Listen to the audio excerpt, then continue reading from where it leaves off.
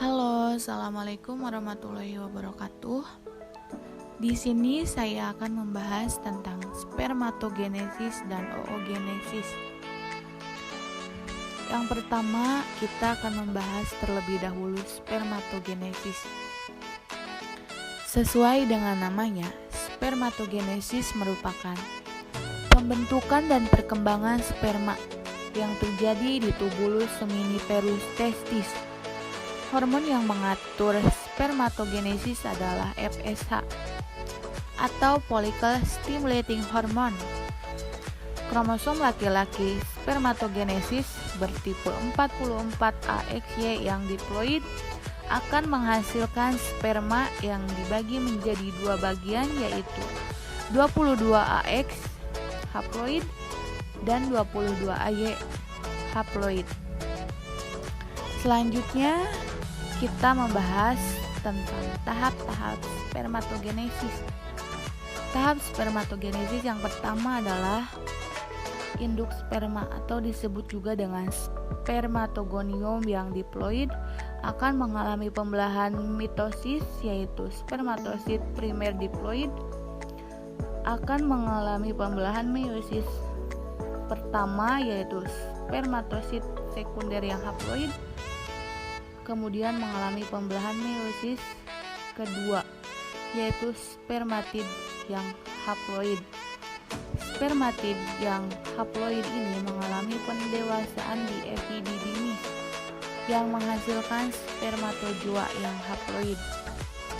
Jadi, satu spermatosit primer yang diploid menghasilkan 4 sel spermatozoa haploid yang fungsional.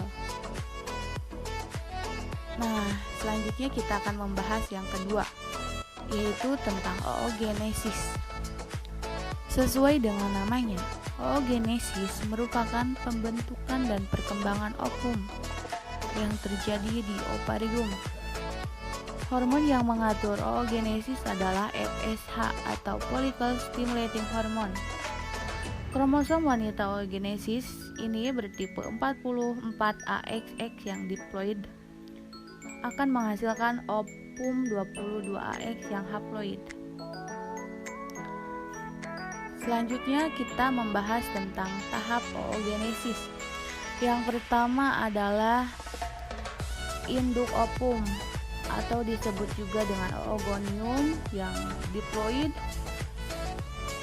akan mengalami mitosis yang menjadi oosit primer yang diploid kemudian mengalami menstruasi pertama yang akan mengalami meiosis pertama, yaitu menghasilkan oosit sekunder yang haploid dan polosit primer yang haploid.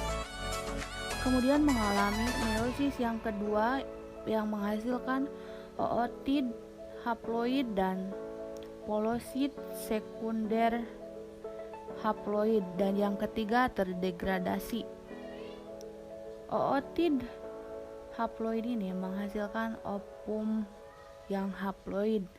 Jadi, satu oosit primer yang diploid menghasilkan satu ovum haploid fungsional dan 3 polosit terdegradasi atau disebut dengan hancur.